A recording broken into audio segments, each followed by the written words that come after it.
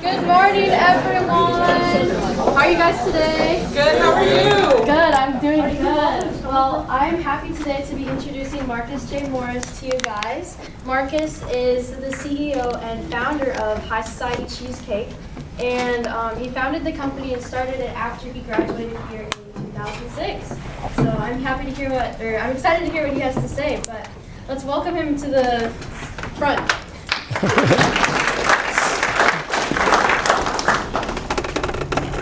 Good morning. Good morning.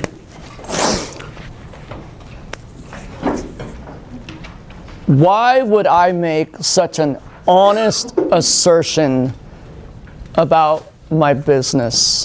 Why would I give you so much of that vulnerability of almost losing my company? Before we begin, let's not forget where we came from. I want to say a word of prayer. Dear Jesus, thank you so much for this opportunity that we get to spend together this morning. Please bless us as we go on our way. May you walk with us as I speak today. In your name, amen. Amen. So my name is Marcus Morris. I co-founded High Society Cheesecake back in 2006. It was an idea that started back in 2004. I was a junior in college here. I was working at Touchstone, which is a drug and alcohol rehab facility. I was a counselor's assistant. So I would go to group and document behaviors and stuff like that. As a psychology major, I was essentially going the direction of a future career. In that, there's a couple things happening. I love to work with my hands. I like to create. Psychology is not necessarily that direction. I also was looking at the path ahead as what it would be like to be a counselor, the more education and so forth, and it was a little bit discouraging. That got me to bust out a yellow pad in the back of groups and start thinking of things that I could do. The idea was born that cheesecake was something that Lincoln did not have. Not only did Lincoln not have that, but Omaha didn't have it either. And I'm talking about the Cheesecake Factory. Is that not kind of the pinnacle name? When you think of cheesecake, you think of the Cheesecake Factory. I remember looking, this was 2004. So I was looking at the 2003 annual revenue for the Cheesecake Factory, and it was $1 billion. And I thought, if I could take 1% of that, yeah, I'll be all right. I'll be all right. That's kind of what inspired me to put an idea on paper.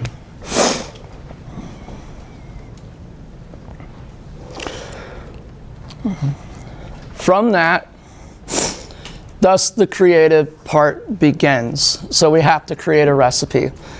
So, and I want to be honest here, I founded High Society Cheesecake, but I co-founded it. So I had a buddy that I was working with.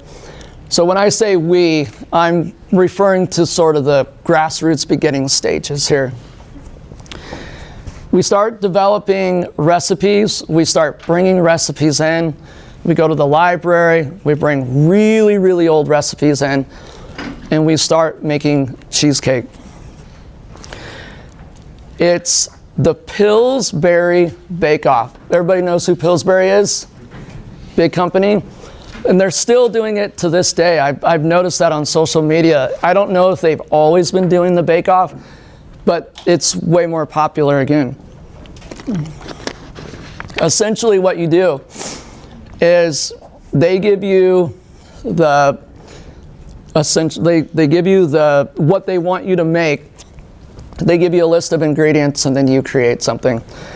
So we came up with breakfast dessert, cinnamon roll cheesecake.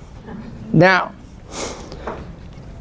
that was definitely the first like kind of leap from making original cheesecake, getting good feedback, working through some flavors. That cinnamon roll cheesecake was essentially the launch pad that would encourage us to go brick and mortar in 2006. Let's pin Pillsbury right there. And now it's time to fast forward to why we're here. Let's go to 2023, okay? So I've been in business now for, at this point, roughly 17 to 18 years. The potential that I was trying to reach within the shop that I was at was reaching its limit. I was sort of battling a double-edged sword. I had taken on private label shipping. Do you guys know what private label shipping is? So I was essentially aligning myself with cheesecake clubs or other companies and making their cheesecake for them and putting their label on them. I was having great success with that. We were averaging over 300 cheesecakes a month just in that avenue. Another thing that I was taking on was fundraisers. Fundraisers started to become popular for me as I was getting introduced to fundraisers. People started to learn about that we were doing that. And a lot of times schools and stuff, they'll run the same thing year after year after year after year. In 2023, I was in my second event with a middle school in Hastings, Nebraska that fundraised over 2,000 cheesecakes. So running that operation plus wholesale, right? So we have over 80 grocery stores, not 80 grocery stores, but we have 80 wholesalers that we provide to, mostly grocery stores. On top of all these things, our space was becoming an issue. Now, the flip side of this was my access point and my old shop was 48th Street. Everybody knows where 48th Street is, right? That went under construction for the 4th time in 15 years. And when it does that, it blocks the entrance. It puts us in a chokehold. That, going into the holiday season, was sort of putting me in this weird predicament. You need retail because retail gives you your daily numbers, right? Hey, we made 500 today. That 500's in your pocket.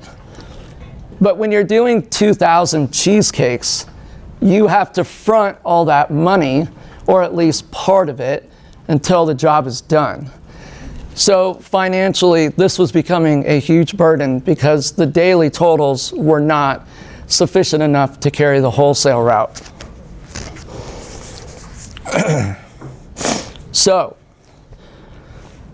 old shop, space, power. We ran out of power. We didn't have enough electricity to bring in more machines to mix more batter, make cheesecake. Accessibility, 48th Street is clearly problematic.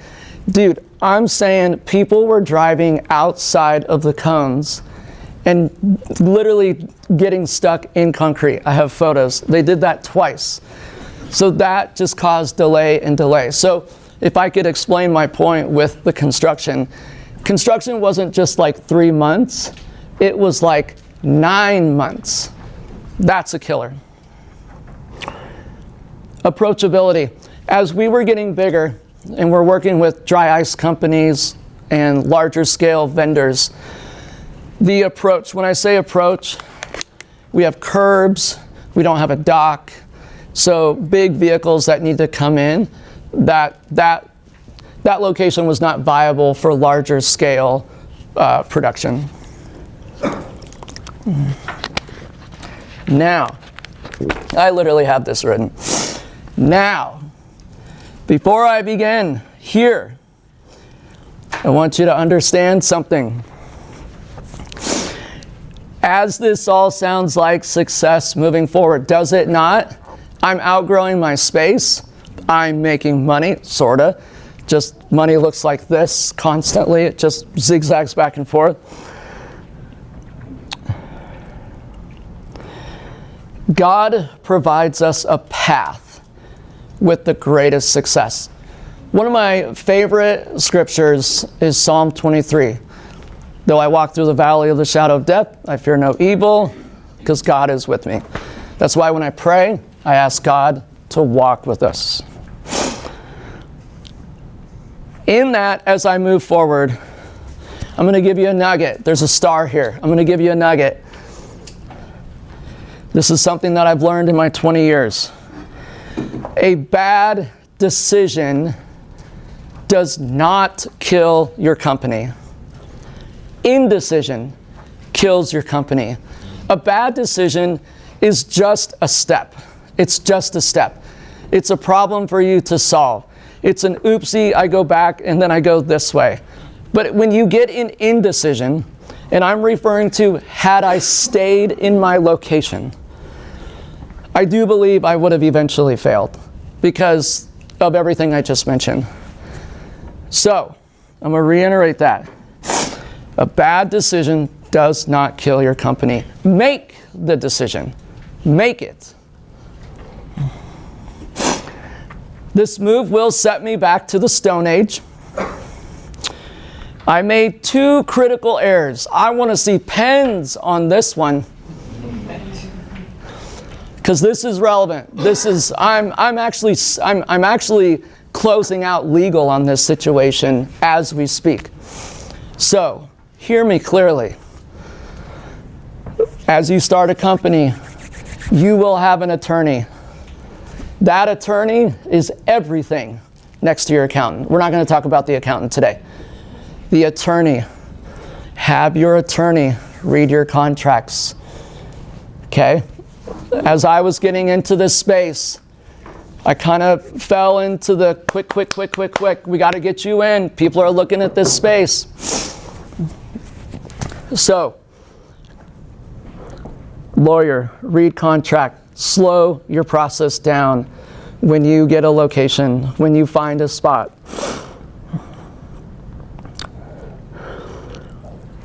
Research and interview people that will be working within your space, your future space.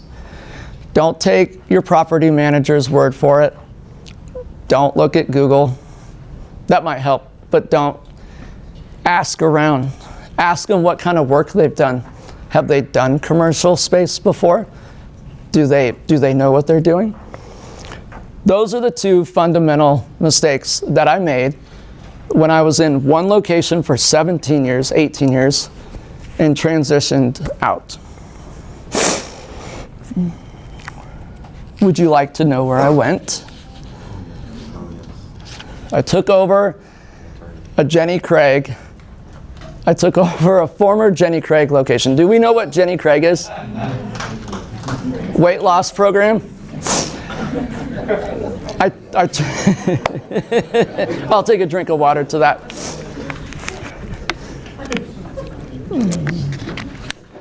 No lie. No lie. When you come in and visit, if you walk down the hallway to the bathroom, there's a gap.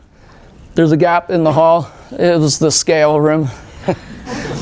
But it sat between the power box and the bathroom, so we just left it there. Yeah. So Reddit got a hold of it and actually photoed the transition. So Jenny Craig was on one corner of the building, and High Society Cheesecake's new sign was on the other. It was good. So I'm skimming over my failed build out because I don't want that to be the focus today. But I do want to make the point clear. So as we're talking and as we get into Q&A, I'm happy to answer questions. But in talking about my attorney, in talking about essentially researching who's going to be working in your space, this is another nugget. So I starred this. You are more connected than you think you are. You are so much more connected than you think you are. Just because you don't have the knowledge of essentially a path you've never been on, you know people that can help you and that will have your back. Not everybody in this industry is looking out for you, okay? They're looking out for themselves. Before I move forward, I actually want to make a note. I have a lifelong friend. We've known each other for many years. I brought him into the space during essentially what I was viewing as a collapse, with deadlines not being met. We were starting to repair issues, and he looked at me and he said, "Marcus, did you not know I'm actually a GC? I'm a general contractor in Lancaster County. I will help you get your doors open. You will see this dream through. I will take the wheel." I was like, yes, please, and thank you. Mind you, I am trying to navigate what's happening over in the old spot, right? So I need help here. I don't have time to go to the new shop and check daily progress. But my buddy picked up that torch and carried me all the way to the finish line, which was fantastic. So, here I am. I have here as my notes, grassroots and going viral. I got into my new shop on February 1 or 2 of 2024. I was 3 months behind schedule. I had paid rent in 2 locations for 3 months. I had had to pay repairs and so on. I lost all my capital and I was officially broke. I moved to a new location and ended up in the exact same position as I did in 2006. I had everything that I needed to begin a business, but I had no financial strength. That is scary. It is scary to have that much business coming in. I didn't lose any business, right? I'm still making money, but I'm not making enough money to cover what's happening. Extra loans, double rent, things of that nature. So we get into grassroots scenario. We get back to the fundamentals. We start approaching social media marketing much seriously, right? Like much more serious. That's free. Social media is free. Tightening up production, training up staff, making staff more efficient, leaning hours or putting more hours in certain areas. Executing time on shelf. Do we know what time on shelf is? I'm gonna act like I knew what that was before somebody told me like 2 years ago. If you don't, I'll be happy to explain it in my humble hoodie. Executing time on shelf is after you make the product, so you've spent the labor and you've spent the cost to make it, or to like the dry goods, the wet goods. How long that item, that unit, sits on a shelf before it's sold. That's time on shelf.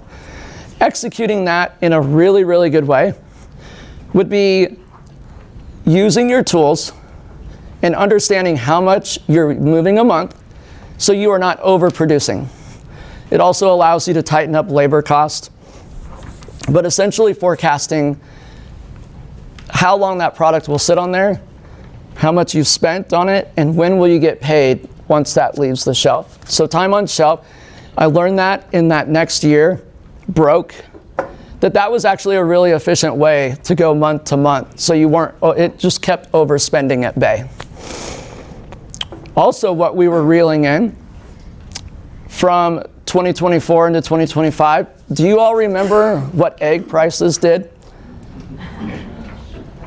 They skyrocketed. Eggs went from 99 cents to over $4.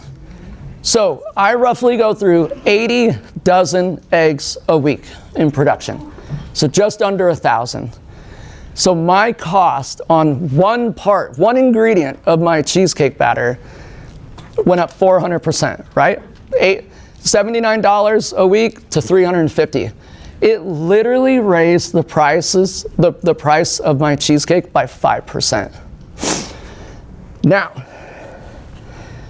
I have another nugget. Pens down. I have watched this over the last 20 years. I'm gonna preface this. I've watched this over the last 20 years. And as I see restaurantpreneurs specifically, oh, I can't raise prices. My patrons, they'll disown me. They won't come back. Restaurantpreneurs that refuse to raise their prices due to sudden cost inflation will lose their company. And that's what what happens. You have to increase. You have to understand that your patrons are also going to the grocery store, right? So as I'm paying up on eggs, so are the people that are coming in, and so on and so forth. So I have here, don't die on that hill. It's not worth it. Trust that your patrons believe in you. They want to support you. You will not get the pushback.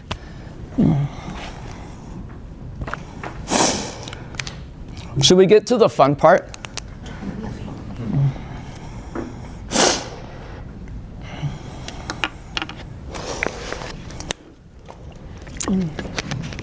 I left something out, and it's for dramatic effect. In this move, I've been sitting on a concept since 2013. It has been that long ago. I had to go to Instagram and thumb all the way back to 2013 to see it with my own eyes.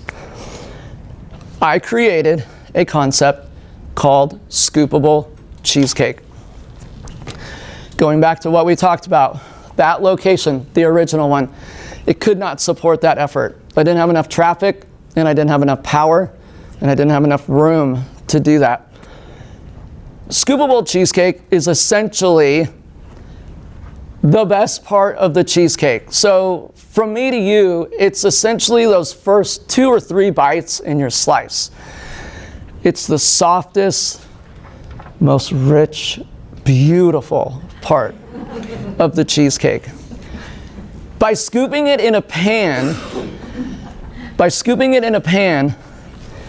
and it's never frozen. That's another thing.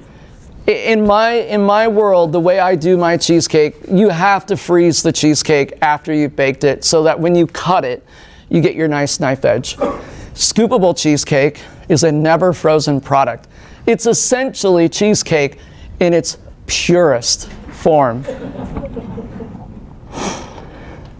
I was able to implement that in the blueprint of the new space. So essentially, by moving and taking this risk, I was also introducing something that not only Lincoln had never seen, nobody had ever seen. I was knocking off 2 things with this concept. I wanted a scoopable bar. So I wanted an assortment of flavors, kind of like an ice cream setup, but I'm actually using a gelato machine. So basically an in-house experience. You come in, you get to look, everything. And then number 2, can I sample that? Yes. Yes, you can. Tell me where you can go sample cheesecake. Who's gonna take a chunk out of their slice wedge for you for free? Nobody. I got to answer the second most common question with a yes. Yes, you can have a sample. Would you like 3? And this is the business department. You're paying for it. Take your 3 samples. It's in the cost. By the way, the first question I'm always asked, do you make the cheesecake? I'm not going to go into that. I'm not going to go into that. 250 spring forms on constant rotation, 800 pounds of cream cheese a week. Forget it. Forget it.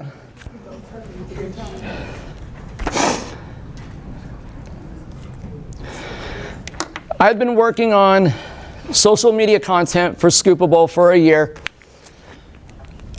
This would be a great opportunity for me to share because I want this to land. I don't want to get beyond this and then bring it back. I had 2,000, roughly 700 followers on Instagram. I think I had maybe 500 or 600 on Facebook. And I had just started TikTok. Thank you, sis. TikTok, I'd only had, at the point that I'm about to make, I'd only had TikTok for about 2 months. So when I say I had 178 followers, please keep that in mind. The Instagram one is embarrassing, but give me some grace on TikTok. What's wild is, it's weird when you're solidified as a company that's been around for a long time and you only have 2,700 followers. Like, it's a little bit humbling, right? So in the grassroots of survival in this new location, I was really trying to dive in, trying to learn the algorithm, when to post, what kind of content gets the feedback, and so forth. It was on Thursday, April 4 of 2025. I had left the hospital. My son Monty was born on March 31. He's sitting right back there.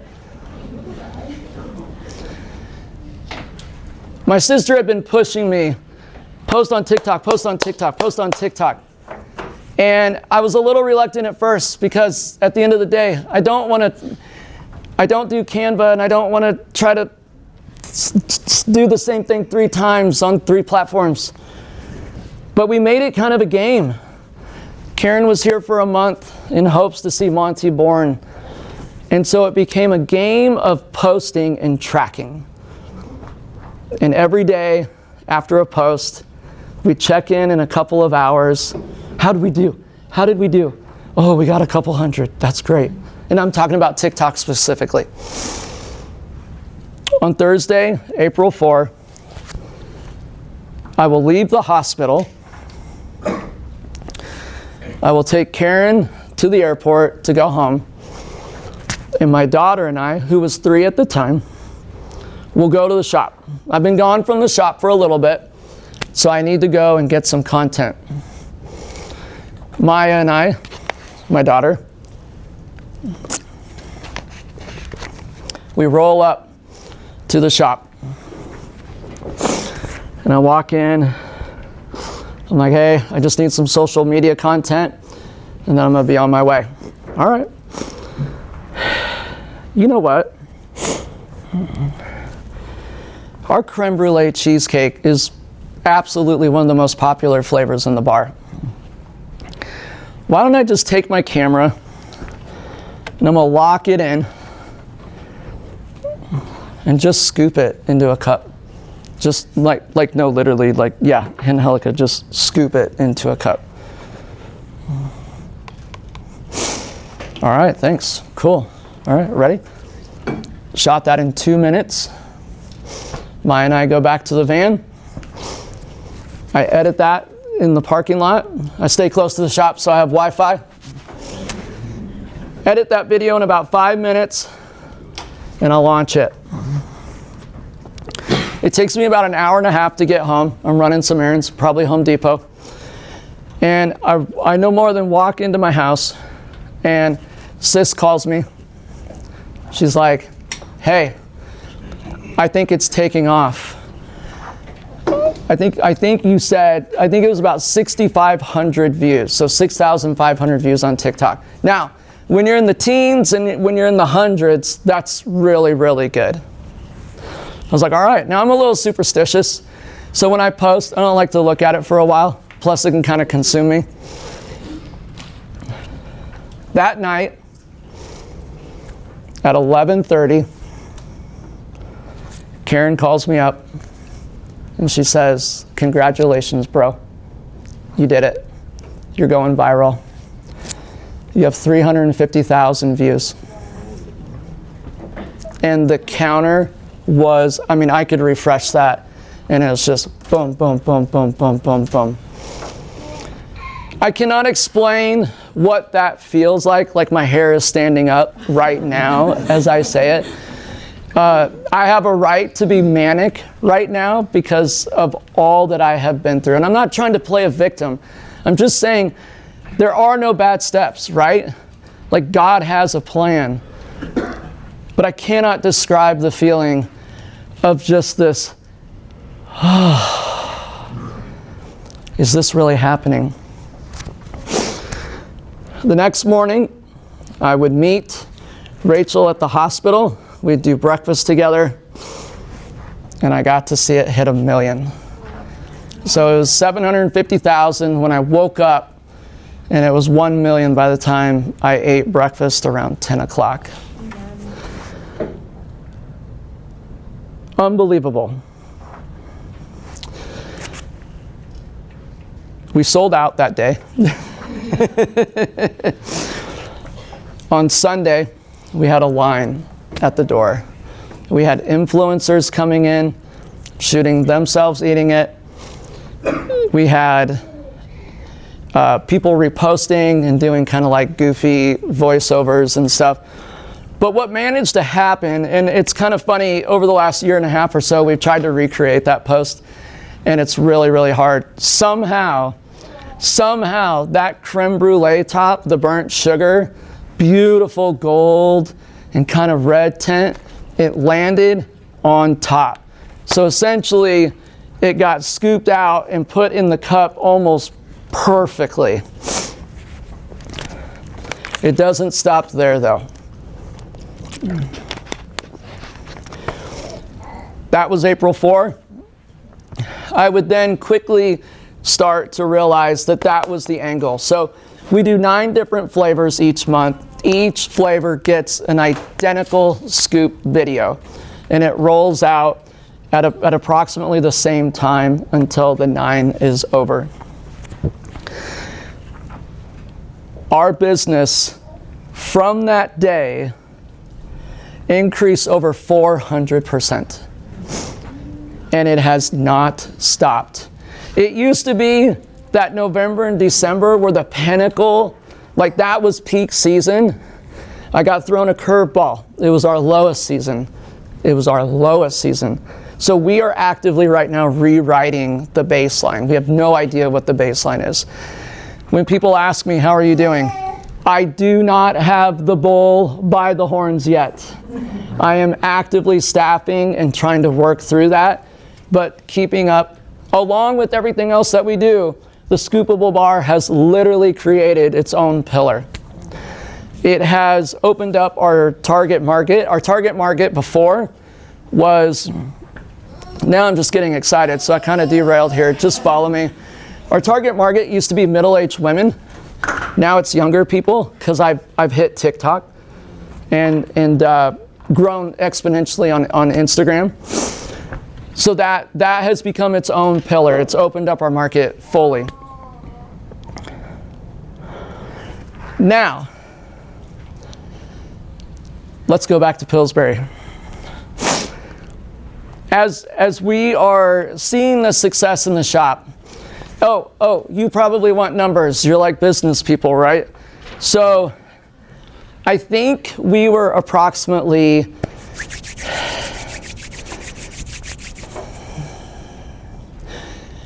11 to 16 scoops a day before the snap, okay? Before the paradigm shift.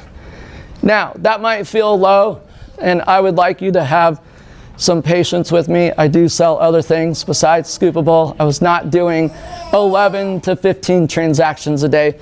That's just where the Scoopable bar was in its growth pattern. From that moment, we do over 100 scoops a day. So that threw a massive production issue into our algorithm, but it was a good one. I would say as far as production goes, that started in April, it wouldn't be till probably June or July that we got off our heels and started to dig in.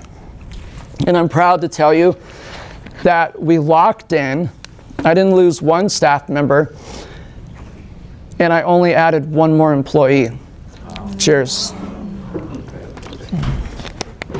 Okay, let me get it back around to Pillsbury. So we see that we're going to get success here, and we want to make sure that we can kind of start to solidify this. So what we do in May is we kind of derail from how we are typically doing flavors for the scoopable bar. Like I said, it's 9 flavors. They switch every single month. We decide it would be in our best interest as a follow-up, because now everything we post is fire. Like TikTok and Instagram came a little bit later, but let's just talk about TikTok. TikTok was like, whatever you want, we'll send it. Whatever you want, we'll send it. The cinnamon roll cheesecake. Imagine a pan filled with chunks of cinnamon roll in it, spiced perfectly with vanilla and cinnamon. But then we go and we make cinnamon rolls, cut them in half, place them on top, okay? So it essentially looks like a batch of cinnamon rolls in a pan. We scoop that, and as the number 6 scoop, like literally we're using cafeteria equipment, I'm not making this up. We scoop down in, bring it back up, and that cinnamon roll lands right on top with the icing. That video exploded. And when I say exploded, I followed my same pattern, right? I'm learning. Launch Thursdays at 4. Like, let's go. Like, it's not broke. I'm on the couch Friday night. I've got Monty, and I'm sitting there. I think we're listening to music, and all of a sudden the phone just explodes. Bzz, bzz, bzz, bzz. Apple's like, do you want me to turn off notifications? An influencer had taken the cinnamon roll cheesecake. It's very, very good, and it's appropriate, which I was really appreciative of. So if you ever have time, go track him down. It's Joseph something, but anyway, just plug in cinnamon roll cheesecake and you'll find it. He did a really, really good video and dubbed over it. And I was going viral. That video was going mega viral, and it was actually sending people over to my channels. That was really cool. That video has 10.9 million views. I will be at the hospital, I think it was Friday or Saturday. And I'm looking at you, Rachel. I was rushing to Omaha so that I could be stopped, because I wanted to make sure that my next post was going to have, like, I had the most reception, right? Like, these we got to lock in crystal clear. The next video I posted, and I remember being in Monty's room, and I'm like, all right, I think it's going to go. I launched the blueberry muffin cheesecake. Now, here's what's really cool. Have you ever heard of a cinnamon roll cheesecake before me? No. Have you ever heard of a blueberry muffin cheesecake before me? Probably not. That streusel landed right on top with the blueberries. That's the one that went worldwide. The cinnamon roll literally springboarded the blueberry muffin overseas. The blueberry muffin to this day is the fastest viral video I've ever posted, and I have that clocked at 1 million views in 6 hours. That video today has 11.1 million views. So over 21, let's do good math. 22 million views in 2 posts.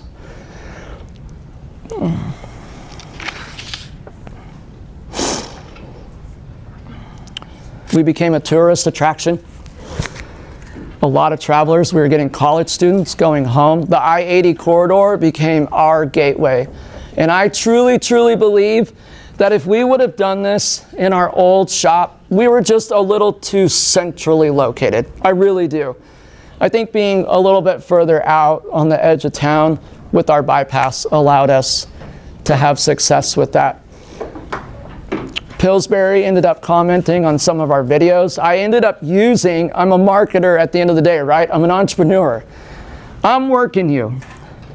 That cinnamon roll post, that description was essentially a love letter of thank you to Pillsbury. So when I tagged them, I was saying thank you for inspiring the cinnamon roll cheesecake. We've gotten feedback from King Arthur baking, some of these larger. I always feel like nobody is out of bounds. I feel like everybody is touchable. And I think that's important as an entrepreneur, right? We're the ones taking big risks. There's no risk in just asking or reaching out.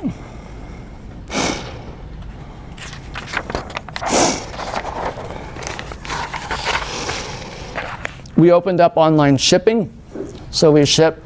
So not only do we do our private label, but we also ship under our own label. We do about 20 to 25 units a week. And then I'm gonna wrap this up. Today we continue to challenge the very boundaries of what cheesecake is defined by, and raising that bar far beyond anyone's imagination. It is so great to stand here before you today and acknowledge that everything happens for a reason. We never lost sight. Man, did we get into the trenches. We got into the trenches. That was really scary.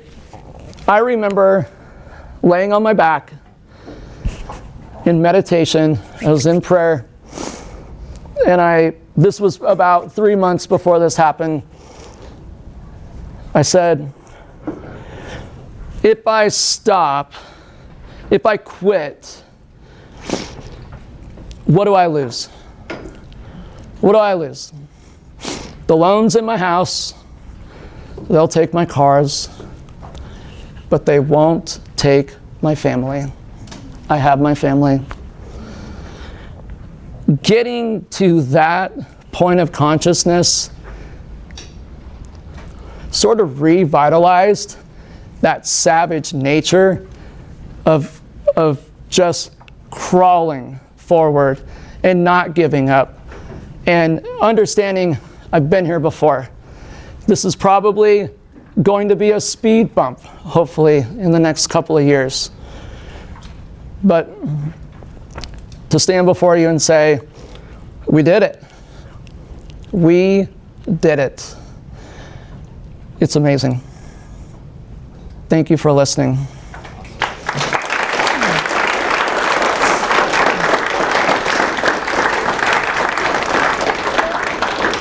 I didn't leave much room for Q&A. This was only supposed to be 20 minutes. We can have like 2 questions. We have 5 minutes until we have to start. Okay. I have a question. Did you see like a whole new revenue stream just from social media? Like, were you getting sponsorships and a whole new growth in your business just from the profit of social media? Yes. Is there a dance from getting paid from Instagram? We just got our second check. Yes, it did. Social media.